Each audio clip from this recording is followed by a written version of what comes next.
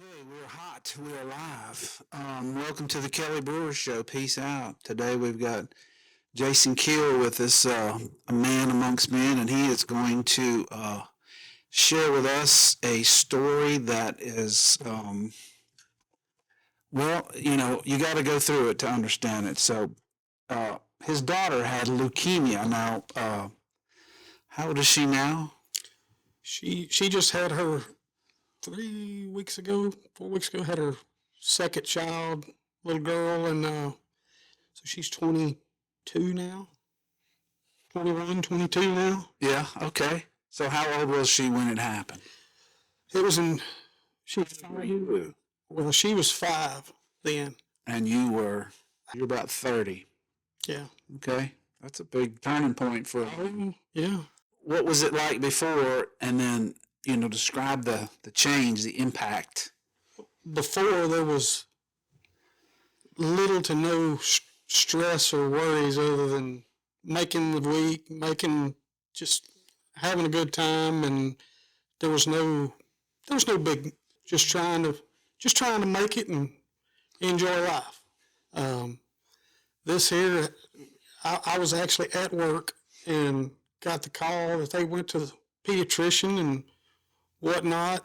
We ended up at Texas Children's that afternoon, and it just kind of snowballed from there. They figured out what was going on. Spent a lot of time back and forth to Houston. A lot of praying, a lot of soul searching. Just kind of had to grow up fast and learn a lot fast. And then You say learn a lot, like different treatments and medicines and how to deal with a child going through that one day could be your best friend. The next day just growl at you for no reason, just other than the mood she was in from medications. Just walking away from it at night, going home and just scratching your head going, what do I do? How do I deal with this? And there's no good way about it. Just keep on keeping on. what was the worst part about it? I mean, there's got to be like a low point. When her hair fell out. Oh, Lord. That was you think everything's, and going in, I'm a positive person, so I knew everything is going to work out. I had no doubts about anything. So it was chemo or something? Had chemo, no radiation, but chemo, and a lot of other drugs go along with it. And like I say, I knew going in everything was going to be okay. I had no doubts. Where did that come from? Faith. Faith. I mean, I know it can, move mountains, but you still also kind of, there's times you go, you scratch your head and go, is this really, but it deep down, I knew it was going to be okay. I mean, the only thing that I was ever concerned was one of the things they told us at first is that there could be a chance between the medications and the chemo and everything, she might not be able to have kids.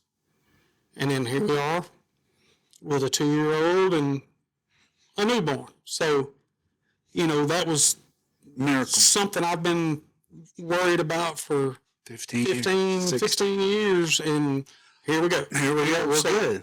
Like I say, it was a good. Well, It was rough. We met a lot of folks. We've seen a lot of crazy things. She's been on billboards, 4 or 5 billboards around Houston and different other cities, and just she got chosen and picture of her. I've probably seen her. You might have seen her. That's I've right. seen her, so Just not know it. not even know it. Yeah. Well, so was there a particular organization that helped you more than another, or just everybody? Big community? Family. Family, and then friends and Sour Lake, city of Sour Lake. I say the city of Sour Lake. Sour Lake, a lot of folks in Sour Lake helped out. There was a couple of benefits throughout it for like medical expense, travel expenses. It was crazy, the turnouts and the people that helped on things. I mean, it was mind blowing. It really was. So you learned a lot. You learned a lot. Oh yeah. Going through the whole thing. Oh yeah. So you had to. Oh yeah. You had to. There's no way around it. it was something. It was different. Yeah, so you learned about medicine, you learned about the disease, you learned about your community, you learned, I don't know, but I don't want to put words, but did you feel the love? I did. I really did. And one thing I learned was her age. They've got different ages. It's kind of like if you're looking at a graph up and down, the age, the female, the everything. What she had was optimum for her age. Like Cure-wise. cure-wise was optimum. It was 98%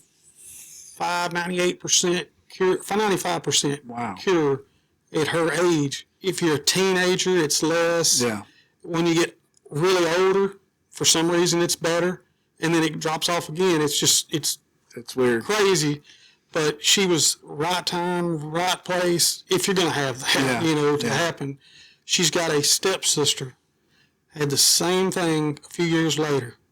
I mean, no blood, but the same thing. And her age, it was worse on her. She was a little older. I can remember me and her stepdad were actually working together on a job site. And I saw he was on the phone, and like guys do, I pulled over where he was at, and I said, and he said, well, I got the call I didn't want to get. And I go, oh yeah, you got another job, huh? Just joking, and he goes, no, that's not it.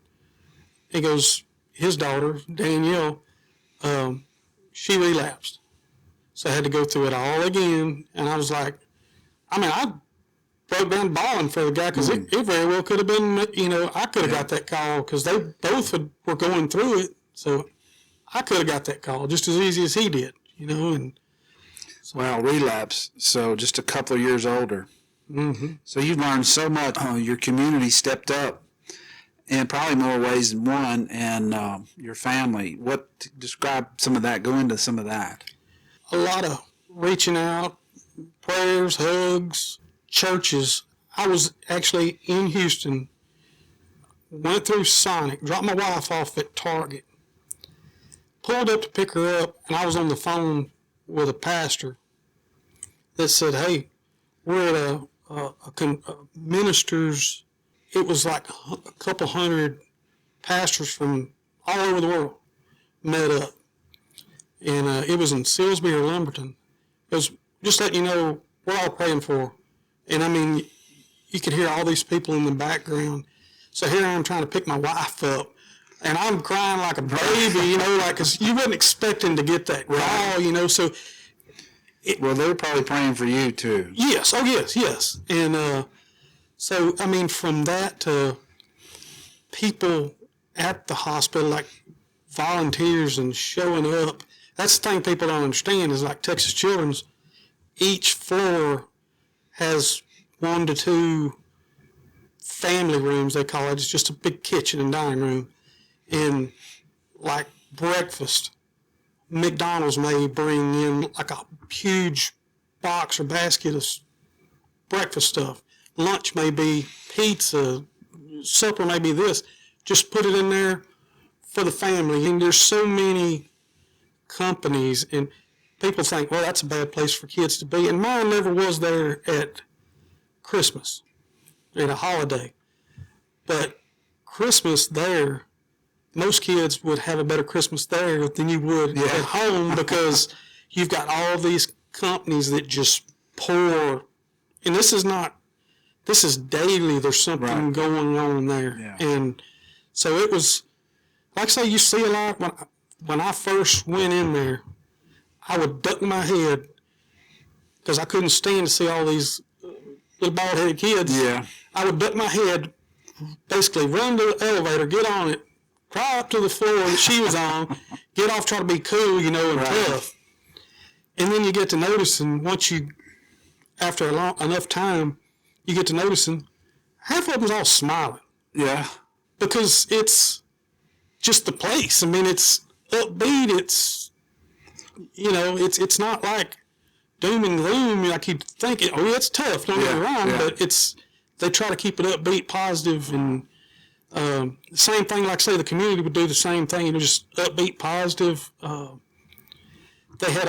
time they had a softball tournament, And I stayed out there at that thing till the end of it. It was like 2 or 3 in the morning. Like it started that morning. And it, tournament, yeah. Yeah, and it was that night finishing up.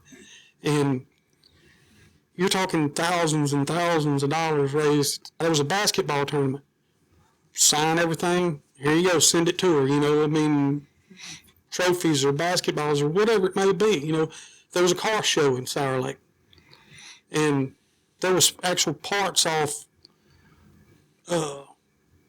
NHRA dragsters that were signed by our drivers that were donated and sent to her. She's, you know, she still got somewhere, you know, and it was just pouring, as you say. Yes, yes. That's a good community. That's Marca. I actually have a painting on the wall, a big painting, custom. I mean, guys, there's not another one of it. It's not a reprint that a guy did for her showing new life with a tree that looks like it's dead, but it has new buds and new leaves starting to grow on it. So it was, like I say, I've still got it on the wall to this day, you know, and people like that did, you know. I mean, I've got pictures, charcoal drawings of her that come like a picture, and they just did a charcoal drawing of it in here that looks exactly like it, and from people that I didn't even know had the talent to even, ladies 80 years old that I didn't know she had the talent to do, and here you go. And like I say, you learn a lot about people too. I mean, good and bad, you learn a lot about them. Right, and your own self. Oh yes, yes. So how did it change you? How are you different now at this point? I'm still working on patience. That's tough. Right. But a lot more patience, a lot more thinking on things, studying things. I'm a little more open-minded, a lot more live and let live than before. A lot more praying, a lot more just chill and try to see the beauty of stuff and not the negative, and, you know, just... So you actually came out with a mellow, more positive attitude? Oh, yes. See, yes. You took a negative, turned it to a positive. Oh, yes. I mean, I knew there's no reason to be down. That's a good paradigm shift right there. There's no reason to be down. I mean, it's the low, kind of the low point. There's nowhere but up. So, and stay up, you know. Turning a negative to a positive. That's right. They tried to turn the lights out, but you kept them on. That's right. What would you say? How would you tie it up? Put a bow on it. Just keep moving forward. Keep moving up. Keep grabbing for the brass ring. I still hadn't caught it, but you know, it'd be nice to get one day. You know, but yeah. Just keep positive. Keep moving up. Something's always trying to get you down. Devil's always trying to get you down. I mean, I'm not trying to be spiritual here. I'm just being. It is what it is. It is.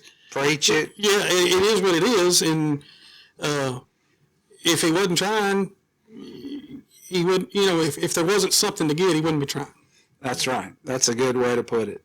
So there's obviously something to fight for. That's right. Right? That's right. Because he wouldn't be fighting so hard if it wasn't something valuable. So. And there's always everything bad to me. It's always for a reason. If somebody passes away, dies in a wreck, whatever, that's the way I look at it. That's the way I'm wired. I'm the type of person, I can't go to a funeral and be like, yeah, I'll get down. But at the same time, I'm jealous because they're in a better place. They're not hurting. They're not sick. They're not nothing. Amen. I'm jealous. They're in a better place. You know, I'm like, you know. Dude, so, that's a huge paradigm. That's like the paradigm. Yeah. Really, So I mean, in my opinion. So where did that come from? Was that born in you? You know, I don't know. I had a friend pass away 2 years ago. He was an older gentleman, but we got to be good friends. He used to be my boss, and I actually drug up and quit on him 4 or 5 times. Well. Okay, but we moved a block away, and it got to where every evening he would come by. He would eat at the house, visit every day. So we got to be good friends. I still have his dog now. Oh, yeah. Okay, so that's how good a friend, after he passed away, I've got the dog. You still got Charlie. Yeah, Okay. so at the same, I felt kind of bad. It's almost like you're getting hardened, like your heart's hardened, but it's not. I keep thinking I'm getting kind of gristled or hardened towards stuff like that, but I'm not. It's just, like I say, I'm thinking they're in a better place. Why I get down? I mean, they're not down right now. They're at the top of their game. Yeah, so They're not to get better. I mean, that's, no. So what you're trying to say is there's a silver lining. Yes. In every event. Every tragedy, there's a silver lining. Mm-hmm. And you can turn it to the good. And it could be like my daughter's case. It could be another kid fixing to go through it where this is going to come out or this could come out of it. Just some sort of positive somebody could see out of something bad. I bet your daughter has helped others. Yes, I imagine so, for sure. And there's no telling what, I can't speak for her, but there's no telling what it's the same thing has taught her and showed her. Right. There's been a lot of things over when she was kind of finishing up everything. She still goes back usually once a year and gets scanned or blood work and all, but there's been nothing for years, years and years. How long did she go through the chemo and all that whole, from the time you knew to the time you thought you were okay, roughly, period? I'd say a couple years, year to 2 years. That's amazing. I'd say a year to where it was kind of breathing better, on my end, not, but after a couple of years, no setbacks, no problems, you really. What's her name? Madison. Madison. I knew that. You've told me that before. Hey, Madison, nice to meet you. I hope you're watching your dad on the Kelly Brewer show. She said she was going to watch. Well, good. We were talking about faith and how I didn't know that Jason was such a man of faith. How do you put one foot in front of the other without seeing? That's a tough one, because I still, and I mind you, and I'm gonna straighten this up because we were talking earlier. I carry, anybody on here watches this that knows me, I carry a line of junk all day long. Kelly knows this. I mean, but at the same time, it makes it fun though to kind of. But at the bottom, and anybody that knows me knows. At the same time, I know what got me to the ball. I know who got me there. I don't act the way I should all the time, but I'm trying. I'm trying daily to be a better person. But to answer your question about the faith thing, there's times I go, just talking to myself, go, all right, I have faith and I'm a believer. Always will be. But at the same time, you go, all right, it's kind of like the old game where you tell somebody and they tell somebody and they tell somebody. You want to go, how much of that was passed along and how much was missed and how much was what it, in the Bible or what, is what it was, I'd have to say, and what I've been going on is that the Bible is 100% true. Because if it's 99% true, it's not true. Okay, and I agree with you. I'm a believer. I agree with you. But at the same time, how much is lost in translation over all these years? I understand that, and there's probably some, but I think... this is just food for thought, is all I'm saying. I'm a believer. Don't get me twisted on that. Okay. Why were you talking about that? I'm not sure. I'm just...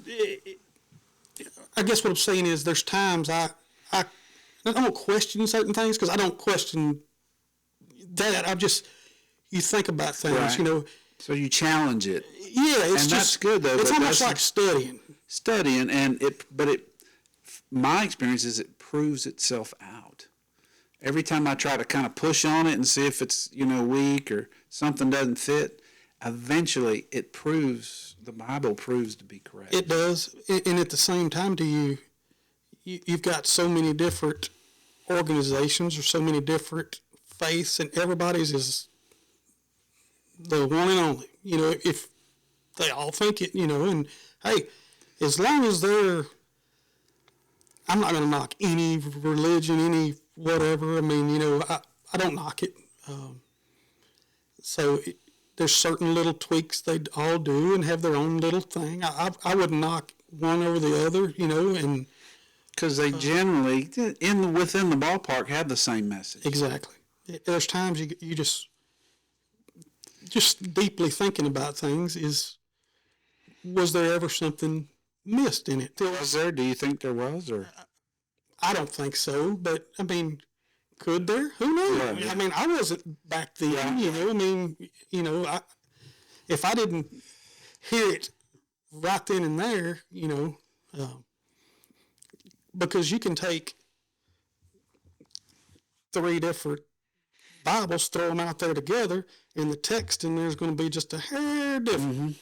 And what I read and what you read out of the same book, you might take a little different than I would take right. it. So you're saying maybe that's the source of the religions. Yes. They all kind of see it differently, That's but they've split off into major branches. Yeah. But I would say 90% the same, most of them. If you're just talking about, not all Christians. There's a few churches that are kind of twisting off, but I think at least around here in our little quiet pond, of Southeast Texas, I have seen general consensus on most of the major issues. Not enough. Haven't seen anything just like so far out that it was unintelligible. No, and the bottom line is they're all headed to the same goal. I mean, they're all trying to head to the same finish line. Right. So then they're doing their job. They are. They're doing the best they can with what they've got. There's some, I don't want to say churches, but there's so much out there right now, influencers and this and that and the other, it's trying to root more of it out. More godly things or spiritual things, where it's like out of schools and prayer in schools and this and that and the other. And just, so what are you saying there? What's your point about that? I mean, there's just so much evil fighting good, basically trying to root stuff out, and oh, I see what you're saying. And I mean, there's just pitfalls and people trying to. It's a war. Oh yeah, I think it's an ongoing war. Definitely. Watching Israel going back and forth, I mean, they're at the point now where they have to kill or be killed. They have to take care of business right now. They may never get another shot, so they've got to survive. They have a right to survive like anybody else, and that's their homeland. God promised them that homeland. That's right. Back in the Bible, so. And that's why you saw at the first of it, when it started, everybody was like, yeah, Israel, and you starting to see more to the other side, and supporters they had are backing up a little bit, trying to distance themselves a little bit, and it's just like when we went to war, man, we were all for it in the Gulf War, and then just a few weeks in, we just started saying, well, maybe this, maybe that. A month, 2 later is bigger, so. There's some of the factions that is not, if you're not there in their belief, you're not right. You're not, it's either with them or against them. That's it. And the Bible says if you oppose Israel, you are opposing God. That's right. I didn't say that. I didn't make that up, So you could believe the Bible or not. That's up to you. No. Were you like that before your daughter had her problem? Every day at least, I used to, on my way to work, was my quiet time, my pray time, and a lot of times with laying down in bed, just quiet time, at night. I've kind of on and off always. But like I say, I was raised, it was kind of I don't want to say two opposite ends of the spectrum because it's really not, but grandparents were Pentecostal, mom and dad was Baptist. So I was in one as much as the other. And so it was always somewhere, and it was always that's who got you there. You know, you always go back to what you know. And that's always what I knew. So I guess that's where the positivity come from on that, you know, and the belief and all. So, and, you know, and seeing others throughout the years, you know, sick, stumble, fall, die, whatever, you know, bad situations, you know, and come out of the ashes, you know. I mean, just back on top, you know. I mean, and you just, there ain't no other way. A lot of times there's no other way to explain it. There's no other way it could happen, you know. Right. I mean, It just seems so miraculous sometimes. Well, it's weird you say you went to Baptist and the Pentecostal. Recently, I've been going to the Baptist and the Pentecostal service, and I like both of them. Both of them have merit. I'm just kind of new to the Pentecostal way of doing things, and hallelujah, it's a different. You know, throw down. I love that everybody's involved. It's a different. It's like a concert on. It's a different, just kind of total end of the spectrum. Different, you know. I like that. He made the point, the preacher did that, this is what it's going to be like. This is tame what it's going to be like in heaven. In heaven, it's going to be all out. Everybody's going to be wide open, praising and singing and dancing and doing whatever. Oh, and the song that sums it up is that I Can Only Imagine. Oh, I mean, it's just, you know. What a great song. You can't, I guess you really can't fathom what it'll be like, you know. I love that song. Yeah. In the same breath, I'll say, you can't imagine what going the other way would be like. So I don't want to go that way. I'm a little too fat for all that heat now, you know. So Texas is bad enough. So I don't need to go down there. I got you. Oh my gosh. Yeah, you get out. You guys are out there. Y'all's crew is out there. I mean, day, night, mosquitoes, rain, snow, whatever is thrown at you guys are into it. Keel Enterprises. If y'all ever, wow, these guys. Last night was 7:00, leaving to go home. Oh yeah. I mean, it's our work schedule is what it is. What it is. It's a weird thing. I make fun of it all the time. Our Fridays are usually what everybody, you know, gripes about Mondays. You know, Mondays are always rough. Getting back in on you know, the work week. If something's going to break, something's going to fall apart on us, it's always on a Friday. Friday at 5:00. It never fails. Friday. Friday is going to be the day. So, yeah, it never fails. I remember them days. You got to get back into it. I've had enough of that. I think I've had enough of that. So I'm trying to live the quiet life, you know. I don't blame you. I don't blame you at all. Actually, that was one of my paradigm shifts. Selling water systems was my paradigm shift. Wow, it's like night and day. It's like having a life now, you know. So, do you miss it? No, nada, iota. I actually called Shanda. I don't know, maybe 6 months ago, and asked her a question. You know, I said, "Do you miss it?" I asked her the same question. She said, "No." She didn't. Yeah. She said, "Thank God." You know, so. You know it. 24/7, 365 sucks. There's times that I usually have more fun. Just it's more up. Our crew is. It's more upbeat. If it's at night, when it ought to be the worst of the worst, or if it's bad, you know, at night, or it's something sketchy, dangerous, that's when our crew is usually more. They're more fun to be around. Oh yeah. I don't know why. I've been out at 9:00 at night working with them, and it's more. I don't want to say laid back because it's not laid back. It's just everybody is more.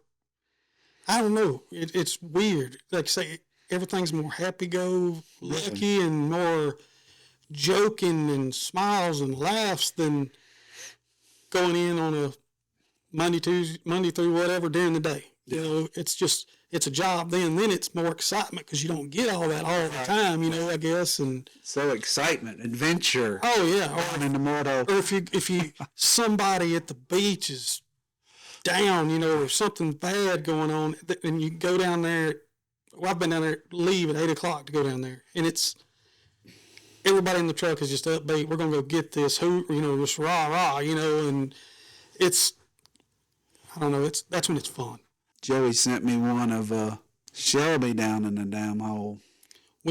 Today we had to fix a leak from a concrete truck run off in a place we'd already worked on, and it was wet to begin with, and the tires fit down into the ditch we dug up to work on the line. If it wasn't for that, it would have rolled completely over on the side of a city street. They had to get a wrecker to come hold it over so they could pull it out. 2 wreckers to get it out, come back in and fix this. So you had to wait for the concrete truck to get pulled out. Meanwhile, it's leaking. Had to turn the water off on that street. Yeah. It's never fun. Sit there and grind. Then you got to do a boil water notice and all that bullshit. Oh, yeah. It's always something. I got an inspection last week. TCEQ, state of Texas, come out and still waiting on the results of that. So probably did pretty good. We just had one. It went all right. We're taking over a new Pinewood. Mm-hmm. So it'll be more money, more problems. More problems. That's just the nature of the beast. Oh yeah. So that's money, more problems. Dude, I appreciate you coming out, enjoyed it, sharing that. I mean, you shared your heart. Yeah. You really did.